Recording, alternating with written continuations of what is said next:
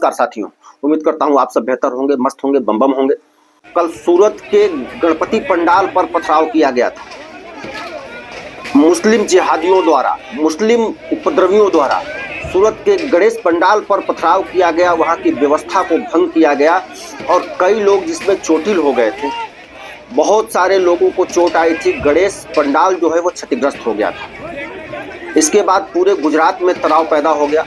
सूरत पूरी तरह से बिल्कुल एक तरह से वहां अफरा तफरी की स्थिति हो गई। लेकिन उसके बाद पत्थरबाजों की जो कुटाई रिलाई हुई है उसकी जानकारी जरूरी है। ये तो करके चले गए, लेकिन उसके बाद गुजरात के गृह मंत्री हर्ष संघवी ने तत्काल एक्शन लेते हुए, आपको मैं हर्ष संघवी का बयान सुनाऊंगा। हर्ष संघवी ने कहा कि कल सुबह की पहली किरण उगने से पहले सारे अपराधी सलाखों के पीछे होंगे और आज जो है कि वही हुआ है। शहर के लोग जब सूरज की पहली किरण के दर्शन कर रहे होंगे, उससे पहले गणपति जी के पंडाल पे पत्थर फेंकने वाले और उनको बहकाने वाले सभी लोगों को गिरफ्तार कर लिया जाएगा। सभी जगहों पे, सभी क्षेत्र में कॉम्बिंग चालू है और खास तौर पे गुजरात की शांति को ठेस पहुंचाने वाले, चाहे वो कोई भी लोग हो, उन्हें नहीं छोड़ा जाएगा। सख्त से सख्त कदम उठाए जाएंगे। एक एक जो भी पत्थरबाज थे, जो भी पत्थरबाज से सबको घरों से ढूंढ ढूंढ करके और सबकी रिलाई कुटाई जो हुई है, आपको मैं दिखाऊंगा कि वह रिलाई कैसे हुई है और कैसे चल रहे हैं। उनकी 7 पीढ़ियां, पत्थरबाजी करने वालों की 7 पीढ़ियां पत्थर मारने से डरेंगी। हर्ष संघवी जब इस घटना के बाद जाकर के वहां के जिस थाना क्षेत्र के इलाके में यह घटना हुई, उस थाना में जाके बैठ गए और उन्होंने पूरे प्रशासन को यह कह दिया कि कल सुबह तक एक भी बचना नहीं चाहिए और सबकी गिरफ्तारी होगी। कोई घरों में छुपा था, कोई जाके कहीं और छुपा था, मतलब इस तरह से लोग छुपे हुए थे कि हम पकड़े नहीं जाएंगे। आपको एक और जानकारी मैं दे दूं कि यह जो पत्थरबाजी की घटना हुई यह सुनियोजित थी। पत्थर मारने वाले ऑटो में बैठ करके आए थे, जिसमें से कुछ नाबालिग बच्चे भी हैं जिनकी भी गिरफ्तारी हुई है। क्या नाबालिग बच्चे पत्थर मारने अपने मन से आ गए? किसी न किसी साजिश का यह एक हिस्सा है। भारत में सभी हिंदू त्योहारों पर पत्थरबाजी हो रही है। रामनवमी पर, दशहरा पर, दुर्गा पूजा पर, जब सुनिए तब कहीं न कहीं पत्थरबाजी हिंदू त्योहारों पर, हिंदू जुलूसों पर हो जा रही है। यह बहुत ही चिंताजनक विषय है और हम समझ रहे हैं कि यह सूरत में हुआ, यहां नहीं हुआ, सूरत में हुआ एक जगह हो गया, ऐसा नहीं है। कभी यहां, कभी वहां, कभी वहां हिंदू त्योहारों को लगातार टारगेट किया जा रहा है एक सुनियोजित तरीके से कि हिंदू अपने धर्म पालन से, लोग घरों से निकलने से बाज आए, लोग धर्मों से विमुख हो जाएं, दूर हो जाएं, उनमें भय पैदा कर दिया जाए। धीरे धीरे परंपराएं खत्म हो जाएंगी। परंपराएं खत्म हो जाएंगी तो सनातनी सनातनी नहीं रह जाएगा। भाई अपनी परंपरा हम छोड़ देंगे अगर, भाई हमारी पहचान हमारी परंपरा ही है, हमारी संस्कृति है, हमारे त्योहार हैं, लेकिन इसमें लगातार खलल डालने का प्रयास किया जा रहा है। अभी तक 27 लोगों की गिरफ्तारी हो चुकी है।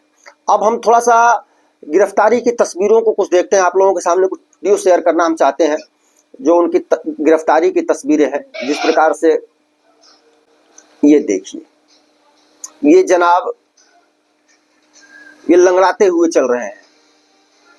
कूटा है पुलिस ने। ये पत्थर मारने वाले हैं। पत्थर मारने वालों के ये कूटने से नहीं, इनके पैरों और हड्डियों की ऐसी धुनाई होनी चाहिए कि ये आले आजीवन लंगड़ के ही चले, ये पत्थर मारने वाले।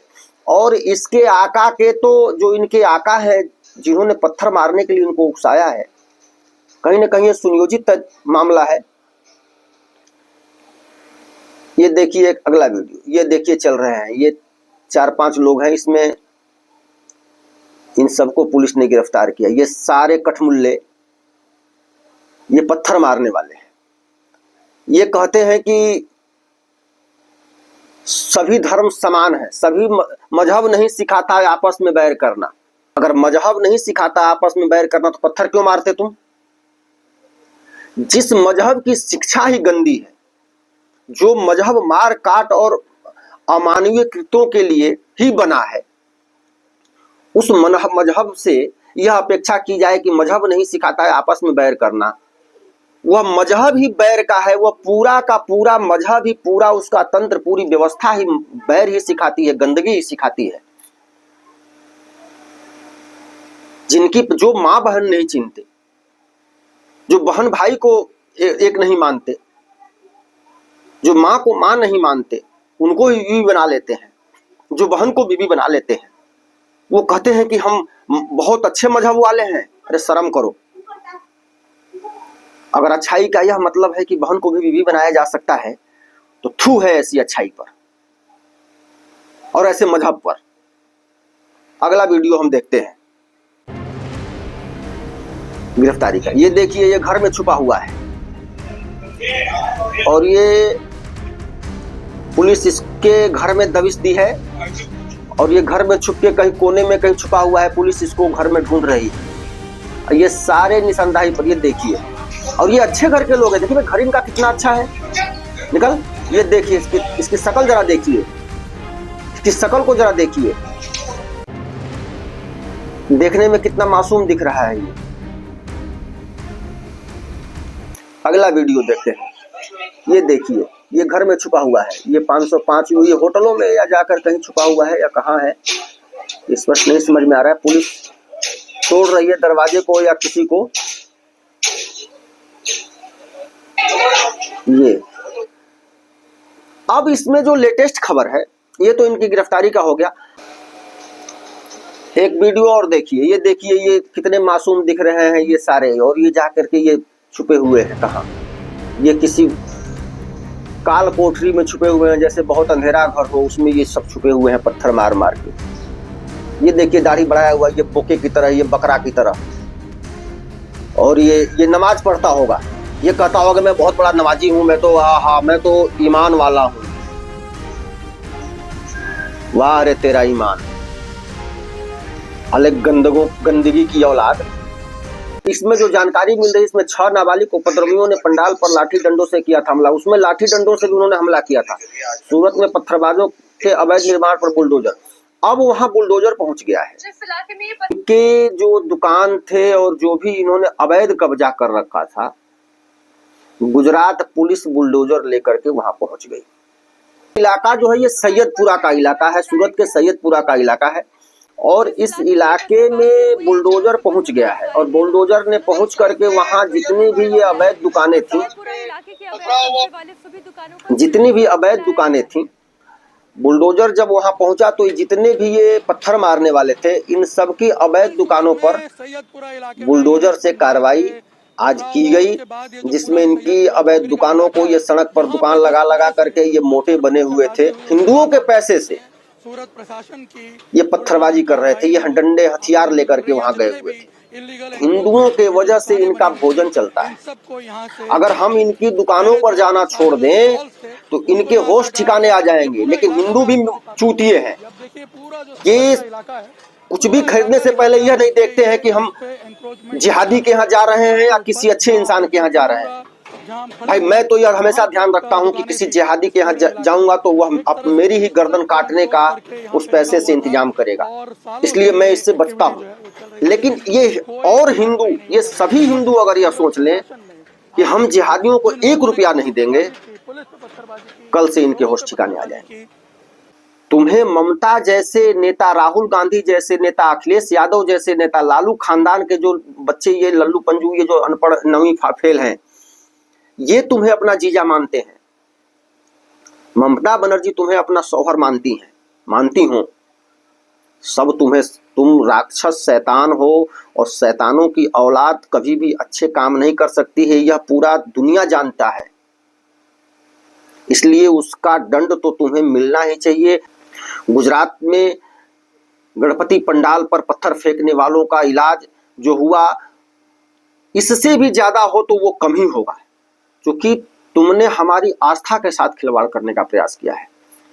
हमारी आस्था हमारे लिए सब कुछ है। इनके ऊपर पत्थर, इनके ऊपर अभद्र टिप्पणी, इनके प्रति अगर तुम्हारे मन में कोई गंदगी है तो तुमसे बड़ा इस दुनिया में कोई गंदा नहीं है। तुम इस पृथ्वी पर जीने के लायक नहीं हो। तुम्हारे मजहब पर कोई टिप्पणी कर देता है तो तुम सर तन से जुदा के बात करते हो। जितना प्यारा तुम्हें तुम्हारा मजहब है, उससे 1000 गुना प्यारा हमें हमारा मजहब है, और उससे किसी प्रकार का समझौता नहीं हो सकता। मैं देश के सभी हिंदुओं से यह निवेदन करूंगा कि आप अपने धर्म के प्रति बिल्कुल कट्टर बनिए, और इन जिहादियों को मुंहतोड़ जवाब जब तक नहीं दिया जाएगा इनकी भाषा में, ये सहिष्णुता, भाईचारा और सेकुलरिज्म आपके सबसे बड़े दुश्मन हैं। अफगानिस्तान, पाकिस्तान, बांग्लादेश भी सनातन की भूमि हुआ करता था। वहां भी गणपति की पूजा होती थी, वहां भी रक्षाबंधन होता था, वहां भी दुर्गा पूजा होता था, लेकिन आज नहीं हो रहा है। वहां भी लोग नदियों में स्नान करते थे, वहां भी पीपल के वृक्ष की पूजा होती थी, लेकिन नहीं हो रहा है, क्योंकि हमको यह बताया गया कि मजहब नहीं सिखाता आपस में बैर करना। यह कोरा झूठ है, यह फालतू की बकवास बात। वह मजहब ही सिखाता है आपस में बैर करना। इसलिए अफगानिस्तान, पाकिस्तान और अभी बांग्लादेश से भी बाप के सामने बेटी का बलात्कार हो रहा है, भाई के सामने बहन का बलात्कार हो रहा है, बच्चे के सामने माँ का बलात्कार हो रहा है, हिंदुओं के घर लूटे जा रहे हैं। यह उस मजहब के कारण ही हो रहा है। अगर मजहब अगर यह नहीं सिखाता तो यह क्यों होता? मजहब की शिक्षा ही गंदी है, यही होगा। इसलिए इस मजहब से सावधान रहिए, सचेत रहिए, और अपनी आने वाली पीढ़ियों के लिए सुरक्षित भारत, समृद्ध भारत बनाने में योगदान करिए। बहुत बहुत धन्यवाद। जय हिंद, जय भारत।